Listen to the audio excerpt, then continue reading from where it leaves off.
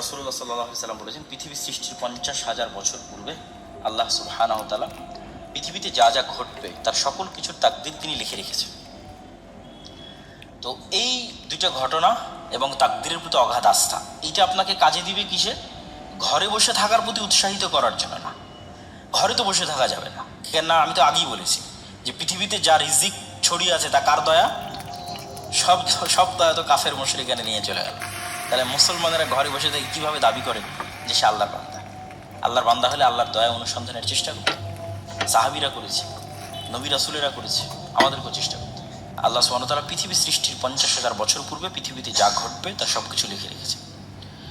আব্দুল্লাহ বিন মাসউদ রাদিয়াল্লাহু তাআলা আনহু বলেন, মৃত্যু যেভাবে মানুষের দিকে দৌড়াচ্ছে, ধেয়ে আসতেছে, পৃথিবী বা সময় আমাদের থেকে পালিয়ে যাচ্ছে, আর কিয়ামত এবং মৃত্যু আমাদের দিকে দৌড়ে দৌড়ে আসতেছে। প্রতি সেকেন্ডে যত কিলোমিটার গতিতে আলো চলতেছে, তত লক্ষ কিলোমিটার গতিতে আমার মৃত্যু আমার দিকে ধেয়ে আসতেছে।